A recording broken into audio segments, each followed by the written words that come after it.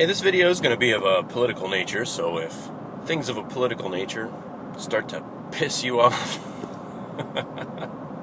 and you know who you are, this may not be the video for you. A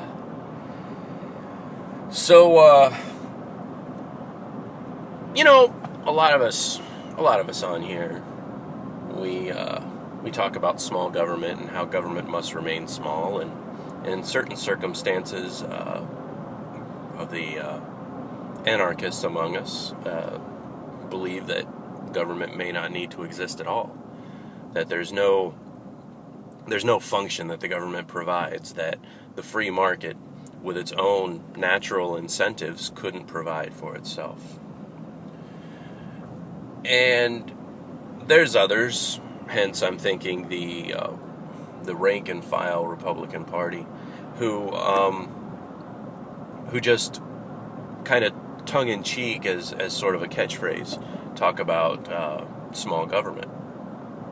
But they never really mention why. And because this is what I used to think is the reason for small government was because there's less cops around, nobody's all up in your business wondering what you got going on and everything else. You can kind of be a little bit more free to do your own thing on your own property, and nobody can really tell you what to do so much, even especially when you're doing nothing wrong.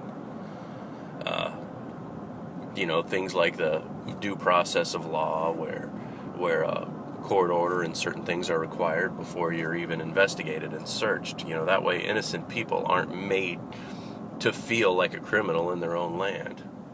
That's all well and good. But I just watched a movie that reminded me of the big thing.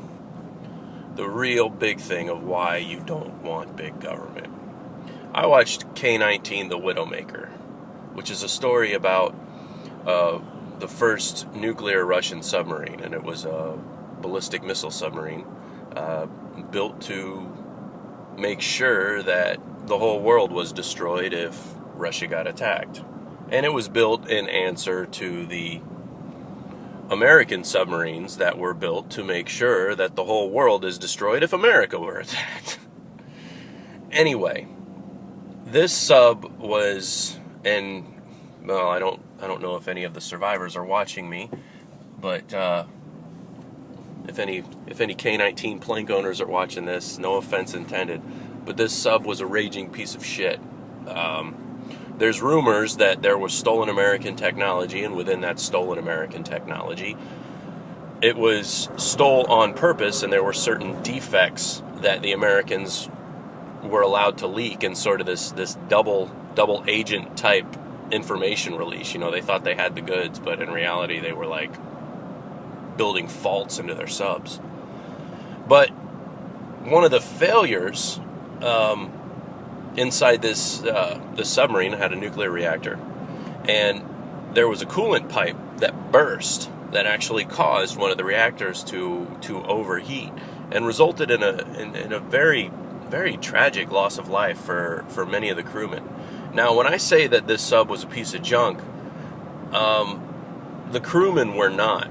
These were some of the best sailors that the Soviet Union had to offer. I mean, these people were brave and did what they could for their boat and their shipmates. You know what I mean? So they managed to get this thing limp back home, but the whole construction of this submarine, and as I'm watching this movie, and I understand the movie's kind of, I'm not going to say like, it's not fake, but it has like an artistic license. Something breaks, and the captain wants names of the people who were involved. Something goes wrong, and the captain just wants names. That's like the first reaction. It's not what do we need to do to fix it. If you ever see stuff for American submarines, they work the solution before they get to punishment, and they're very quick to point out faults, and rank isn't an issue. When a mistake is made, it gets corrected, and it could be corrected by anyone, and you move on. It's not like this almost mind crime, like something breaks on this Soviet Union machine, And the person who broke it, or the person who was using it when it was breaking, is afraid to admit anything because they'll lose their job, or they'll end up in Siberia, or their family will be ended up in Siberia, because this is such a valuable machine that nobody can admit its faults. And it's because there was not correct incentive that you ended up with these weak links in this ship. Now, I'm not going to say that it worked out for the best, but you know,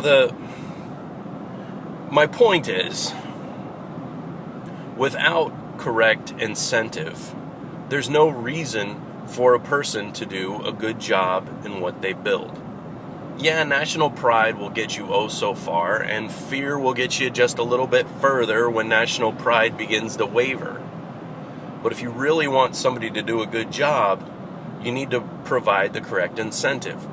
For example, if when they were making these reactors, if the guy doing the coolant pipes and everything else, if he knew that his work was going to get inspected, and after that inspection, he may or may not be able to be the guy who gets the job to do the coolant pipes on the next one, or the next 10, then he would have an incentive to do a hell of a lot better of job, as opposed to being appointed, and nobody's going to talk shit about this guy because he's the best welder in the Soviet Union on the best device in the Soviet Union, and everything the Soviet Union does is great. Then I think things would have played out a lot differently. You know, we may not have ever heard of the K-19, of course, until it crashed into the Gato, or the Gato crashed into that. Now that's a story for another day. There was I don't know. That's a pretty interesting story too. Needless to say, Cold War combat stuff really interests me. I think it's an interesting time, and it's the time that a lot of us grew up in. And it's a time that many of us have not forgotten. And even more of us haven't forgotten the reason why things like communism and socialism, when they're expanded, are bad. The people one generation above me had civics classes that reinforced and really got into the reason for these problems. And gosh, people, let's not forget, and really look into the real reasons why these things aren't good. And it isn't just because Daddy Alex Jones says so, or Daddy Ron Paul says so. There's a real reason why these systems of corporate interaction do not work. Anyway, thanks for listening to me ramble for over 8 minutes about this junk, and we'll see y'all later.